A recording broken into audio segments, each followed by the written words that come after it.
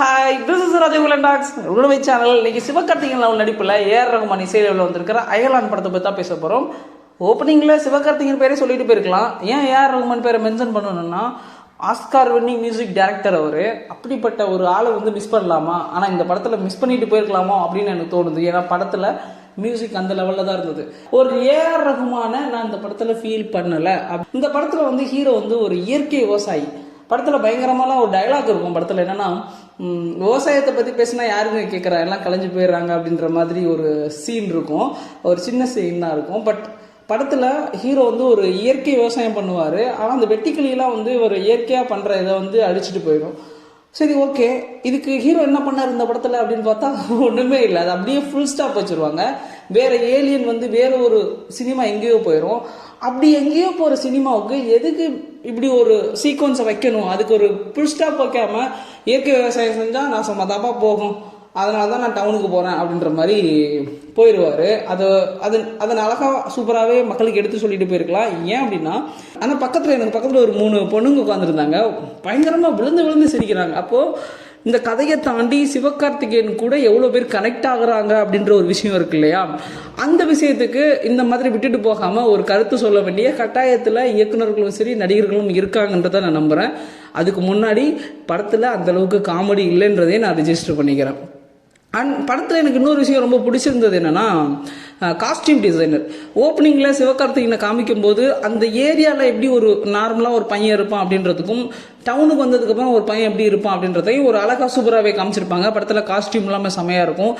அதுக்கப்புறம் இந்த படத்தில் எந்த அளவுக்கு நடிப்பு இருந்தது. இப்போது பார்க்கிங்லாம் பார்த்தோம். அந்த படத்தில் பார்க்குறச்ச அப்படியே ஒரு சின்ன சீன் இருக்கும். அதில் எம்எஸ் பாஸ்கர் சார் ஒரு பார்வை தான் பார்ப்பாரு. அவ்வளோ பெரிய நடிப்பு. இந்த படத்தில் அந்த மாதிரி இவங்க நடிப்பு செமையாக இருந்ததில்ல. அவங்க அப்படி அதையுமே சொல்ல முடியாது.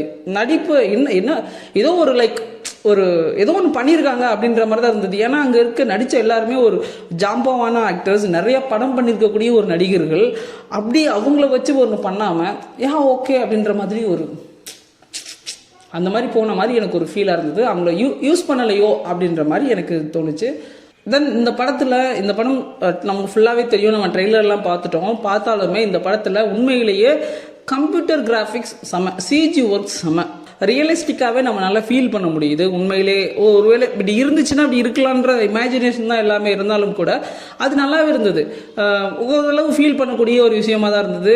ஏலியனுமே நம்ம எங்கேயுமே ஒரு இப்படி மேபி இல்லாமல் இருக்கலாமோ அப்படின்ற சிந்தனைகளாம் இல்லை. ஏலியன் ஓகே, ஏலியன் அப்படின்ற மாதிரியான சிஜி ஒர்க் செம்மையாக இருந்தது. எனக்கு ஒரு டவுட் என்னென்னா, சிஜி ஒர்க் அதிகமாக இருந்ததுனால நீங்கள் சினிமோட்டோகிராஃபியோட ஒர்க்கு ரொம்ப கம்மியாயிடுச்சோ அப்படின்னு எனக்கு தோணுது. ஏன் அப்படின்னா, கேப்டன் மில்லரில் ஒரு சின்ன சீக்வனாக இருந்தாலும் அவ்வளோ ஷார்ட்டு, ஒரு இப்படி வைக்கிற ஷார்ட்டு, அவ்வளோ ஷார்ட்டு, டிஃப்ரெண்ட் ஷார்ட்டாக சினிமோட்டோகிராஃபி வேறு லெவலில் இருக்கும். நான் அதை பார்த்துட்டு இது பார்த்ததுனால என்னன்னு தெரில. பொதுவாக நம்ம நிறைய படம் பார்த்துருப்போம். பட் இந்த மாதிரியான பெரும் படங்களில் நம்ம இதெல்லாம் எதிர்பார்க்கும்போது சிஜினால் அது கம்மியாச்சா இல்லை ஓரளவு தான் அவங்க பண்ணியிருக்காங்களா அப்படின்னு தெரியல. பட் இந்த படத்தில் வில்லன் அவங்க கேரக்டர், இந்த படத்தில் கேரக்டர்லாம் சூப்பராக சூஸ் பண்ணியிருக்காங்க. பட் யாருமே பெருசாக நடிக்கலை. அதற்கான கதைக்களம் இல்லைன்னு நான் நம்புகிறேன். அதை மாதிரி ஒன்று கிரியேட் பண்ணியிருந்தா இன்னும் நல்லா இருந்திருக்கும்.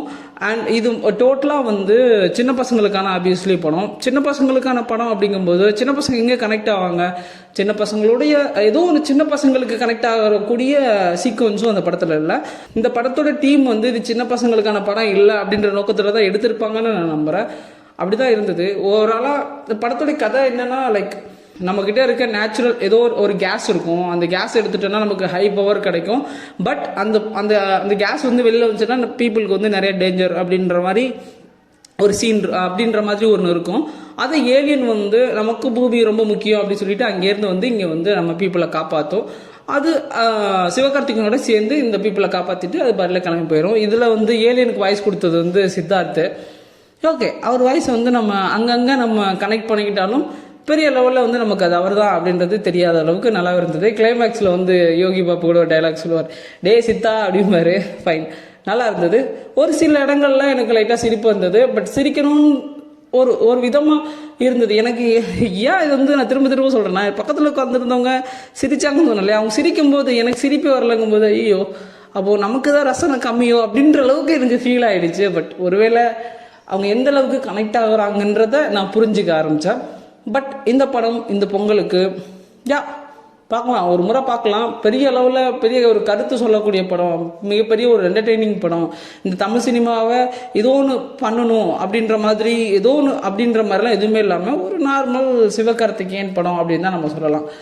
நான் இது ஒரு சிவகார்த்திகேயனுக்கு ஒரு மிகப்பெரிய கம்பேக்காக இருக்கும் அப்படின்னு நான் நினச்சேன். ஏன்னா அந்த படத்துக்கு நான் அவ்வளோ கஷ்டப்பட்டுன்ற மாதிரிலாம் பேட்டிகள்லாம் பார்த்தேன். பட் இது அந்த அளவுக்குலாம் ஒன்றும் பெருசாக கஷ்டப்பட்ட மாதிரி தெரியல. பட் பொங்கலுக்கு இது ஒரு பார்க்கக்கூடிய படம் தான். இது வரைக்கும் வீடியோ பார்த்த உங்களுக்கு மிக்க நன்றி.